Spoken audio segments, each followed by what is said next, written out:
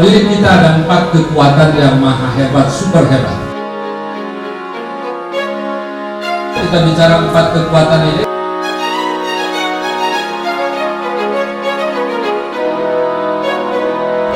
Apa itu bahasa pikiran dan kenapa kita harus mulai mengenal bahasa pikiran, dan bagaimana cara menggunakan bahasa pikiran untuk hidup kita yang jauh lebih baik.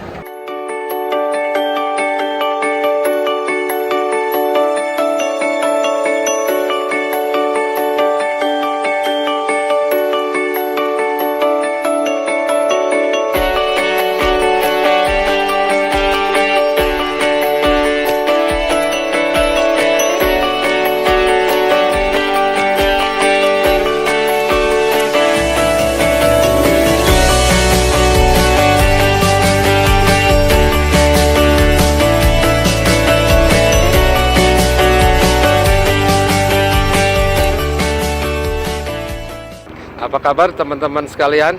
Senang sekali saat ini kita kembali bertemu di Yanuar Prihatin Channel. Kali ini kita akan membahas satu topik yang sangat menarik dan penting, yaitu soal bahasa pikiran.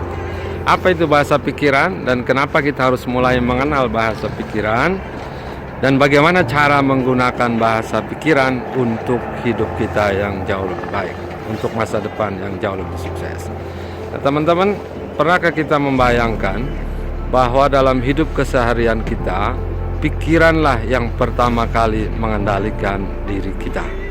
Coba perhatikan tindakan kita, apa yang akan kita perbuat hari ini, apa yang akan kita lakukan esok, asal muasalnya adalah dari pikiran Anda.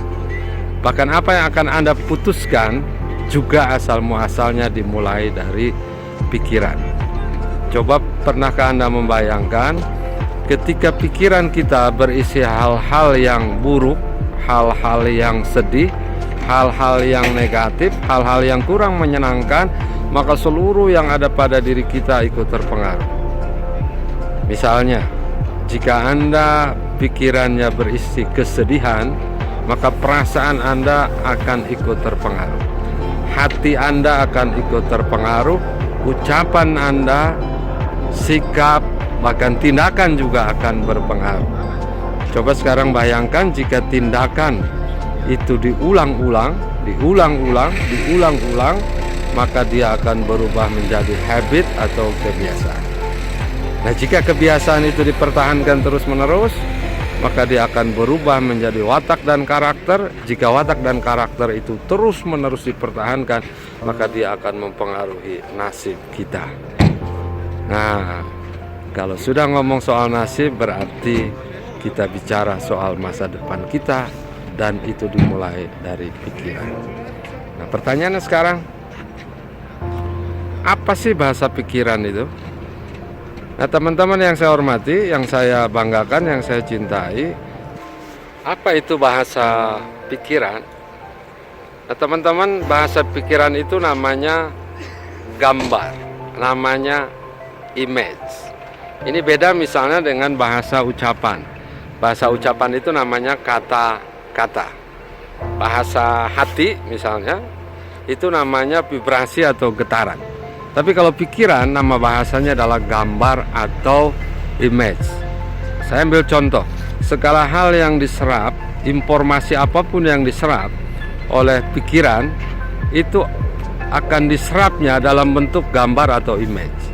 Contoh paling sederhana misalnya, kalau kita mendengar istilah atau bahasa atau kata-kata gajah, maka pikiran kita akan menyerapnya tidak dalam bentuk alfabet huruf G-A-J-A-H, tidak. Tapi dia akan menyerapnya, menerimanya ke dalam pikiran dalam bentuk gambar gajah. Begitulah cara kerja pikiran. Nah, jadi kalau kita bedah pikiran kita, dia isinya sebetulnya itu hanya berupa gambar-gambar tertentu saja. Gambar yang punya makna hebat, makna penting di dalam hidup kita, itu akan terekam sangat lama di dalam pikiran kita. Biasanya adalah peristiwa yang menyedihkan, peristiwa yang sangat membahagiakan, itu akan cukup lama tertanam dalam memori bawah sadar pikiran kita. Nah, teman-teman yang saya hormati, ketika pikiran berisi gambar, pikiran berisi peristiwa, maka di sanalah sesungguhnya blueprint tentang hidup kita itu sedang kita mulai, sedang kita cetak, sedang kita buat, atau sedang kita bikin. Yang menjadi pertanyaan adalah, apa isi pikiran kita tentang gambar-gambar itu? Image yang kita tanam di dalam pikiran isinya apa? Sekali kita mengisi hal-hal yang buruk, maka seluruh perasaan kita akan ikut terganggu. Begitu juga ketika kita isi dengan hal-hal yang membahagiakan, hal-hal yang hebat, hal-hal yang menggembirakan, maka seluruh perasaan, sikap, ucapan, tindakan, watak, karakter itu juga akan ikut terpengaruh. Teman-teman yang saya hormati, pernah dokter misalnya memberikan memberikan saran kepada pasien itu kira-kira begini. Ketika pasien ingin sembuh, pasien ingin lebih sehat kembali dari sakit dan penyakitnya, dokter sering menyarankan agar pikiran kita digunakan untuk membayangkan hal-hal yang indah, hal-hal yang positif, hal-hal yang memberdayakan, dan sekaligus berkaitan dengan penyembuhannya. Jadi dokter meminta kita membayangkan kesembuhan. Celakanya seringkali orang menggunakan pikiran dengan menanam hal-hal yang tidak dia inginkan.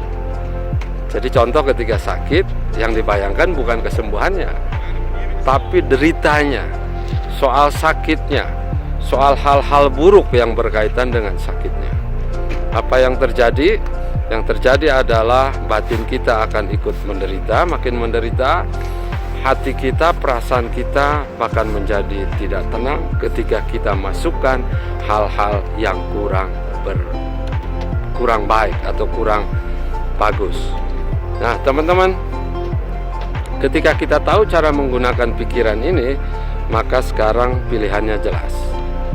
Jika hidup kita ingin jauh lebih baik, hidup kita ingin jauh lebih berdaya, ingin jauh lebih powerful, maka mulailah kita untuk menggunakan pikiran dengan bahasa yang positif. Artinya apa? Tanamlah dalam pikiran gambar-gambar yang bagus, gambar-gambar yang indah, gambar-gambar yang membuat kita lebih optimis, lebih yakin, karena dari sanalah perjalanan hidup Anda akan dicetak atau akan dimulai. Teman-teman, ada yang bertanya mungkin kenapa saya berpakaian seperti ini? Saya saat ini ada di satu tempat di negara Switzerland. Tempat ini namanya Titlis. Ini satu tempat di atas 3000 meter di atas permukaan laut, sangat dingin sekali. Saat ini suhunya kurang lebih 1-2 derajat Celcius. Saya yakin dan percaya satu waktu Anda pun bisa hadir di sini, bisa tiba di tempat ini. Bagaimana caranya? Mulailah menggunakan bahasa pikiran Anda. Simple, yaitu masukkanlah tempat-tempat hebat, tempat-tempat destinasi di berbagai tempat di seluruh dunia yang Anda inginkan.